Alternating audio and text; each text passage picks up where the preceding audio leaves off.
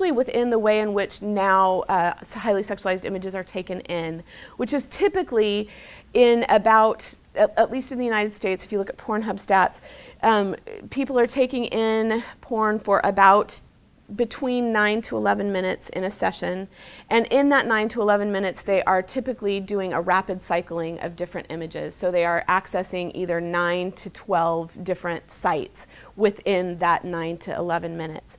That means that the body is constantly reacting and looking for, again, dopamine is being released and it wants greater surges every time.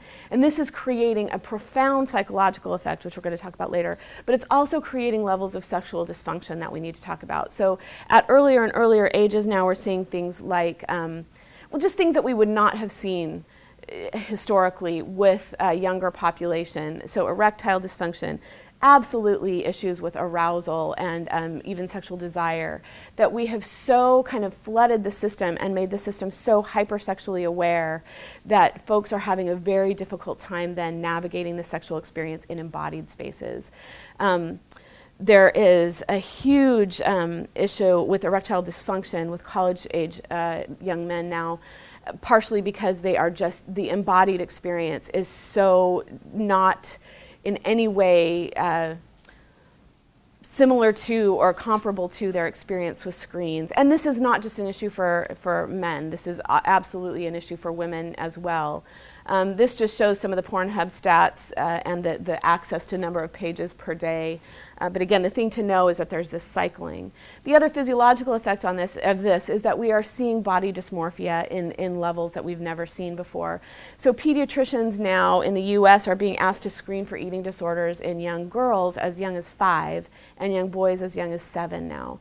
Because of the flooding of images of idealized bodies that are absolutely shaped by digital tools, we are seeing kind of a desire for people to try to shape their physiological bodies in these ways, and it's having a profound effect. This goes you know, across time, but we need to talk with kids about how their bodies are not like the bodies that they see. This was an example, this was an ad that got leaked. I mean, the actual ad went out before the editor had come in and filled in where they had taken out her inner thighs, if you see here. But I love when things like this happen, because then we can use them as tools to show young children, actually everyone has inner thighs. The people that you see have had these images changed.